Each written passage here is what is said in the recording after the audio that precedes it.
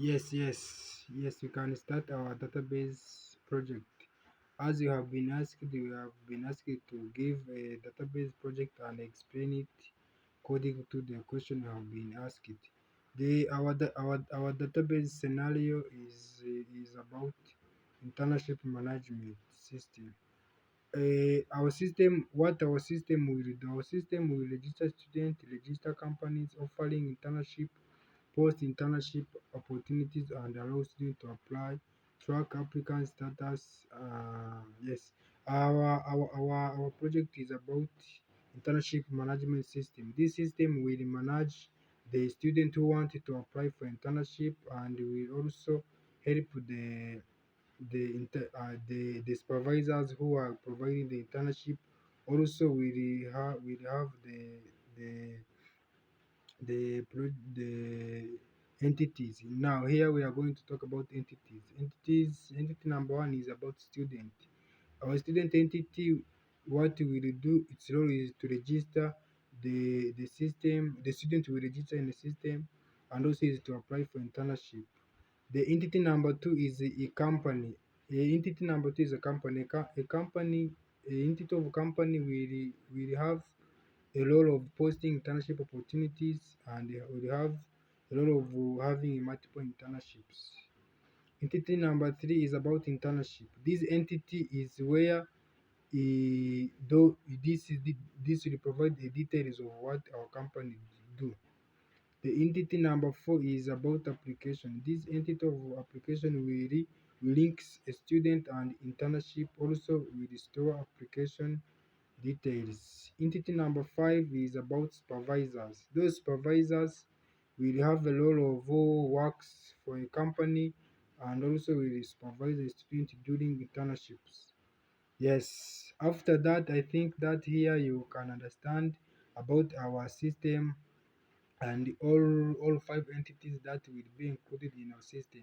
After after explaining that entities, here we are going to see about a normalization, a database normalization. Yes, a database normalization.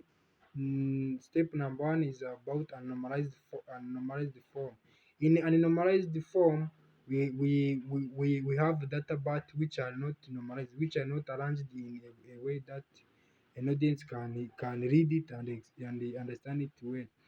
The anonymized form here, for example, we have said about here we have a journey, and the journey in internship title is web development and networking. As you can see here, web development and networking are on one student. It means that it is anonymized. Yes, and also student ID number two called Mary, also computer system. The step number two is to provide a fast normal form. A fast normal form is gained by removing a redundant information. Here, as you can see, Johnny can have internship title of one web development, and also that I think that is first normalization.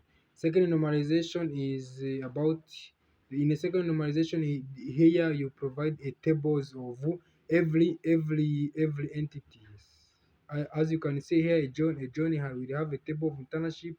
We have a table of internship where we will have a internship ID, and also that are all included in the also you have application table. Yes, in step number three, this is where we can see a third normal form. In a third normal form, this here you can see what you call in a third normal form. Here you see all tables included in our database. I think that normalization also is understandable. About question step number four, I have been given a task number four to draw an entity relationship diagram for our project. Yes, an entity diagram for our project, as you can see here, it is about, as you can see here, this is our entity relation. It is our entity ERD diagram where it shows a company, even a company, that are ID found in the company ID, company name, company location, And also a company and internships. These are the uh, what can I say here? Here can I say about cardinalities? Cardinalities here it says one company can have many internship. Community is one to many.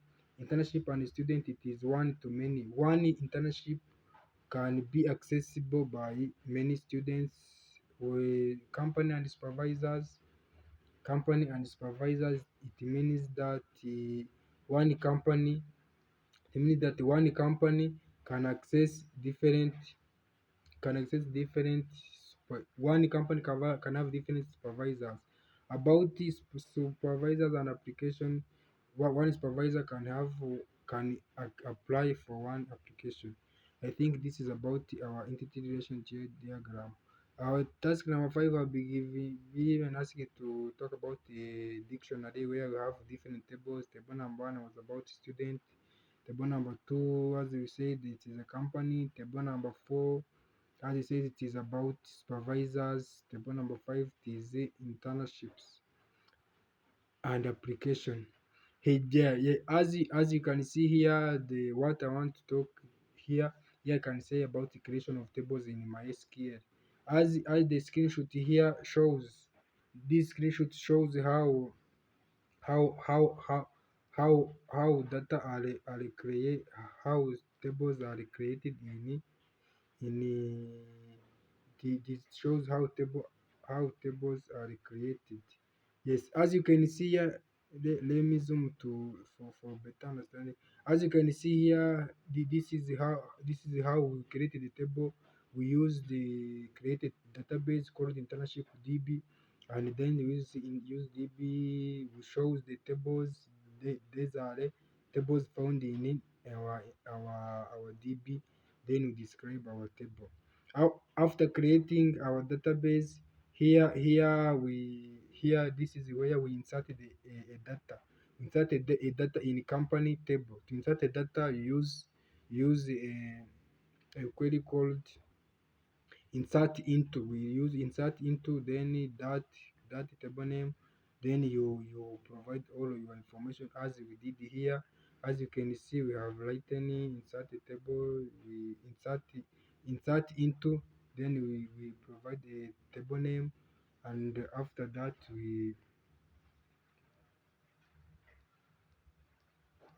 creation, we selected all from a company to see to see to see how it is working. Yes, to see how it is working. Here, as you can see, we described how it is working. Yes, and then after creation of company table, we created also a student table. These are the command to create a student table. After creating that student table, as we provided it there, as you have discussed above, here we insert a data into student table. After inserting a data into student table, this is how we insert the data. You use the commands I have said before. And also we did it for supervisor. We created a supervisor. We insert a data into supervisors. After inserting a data here, I think it is understandable. This is here in execution number 4. We created about we created application table. Here, as you can see, created application table. After creating application table, we insert the data into application table. You using that command insert into, then you provide what you want to insert. Yes, I think this is understandable. I think it is understandable. Yes. After that, we created also the internship table, and also we inserted the table into internship table. After doing all of that, you have been given a task number 7 to call the query development, to develop a different queries in this database. Yes, how we develop a query. A query number 1 was about to use to retrieve raw data from a single table. When you are going to retrieve data from a single table, you use a query called select all from. We use select all from, then you give a table name. Yes, as you did here, as you can see here, we use select all from. use select all from here. We use select all from, then we have been given this output. Yes, I think the also this is understandable. Also, to retrieve specific column from a table. This one is used when you want to retrieve a specific column from your table. Use this select it, then you give a column name, and also where an email that is located, and then you give the table. You mention the name of that table. Yes, mention the name of that table. I think it is also understandable for specific columns. After that, we have done about to retrieve records with where condition. I've done about retrieving a record from where condition.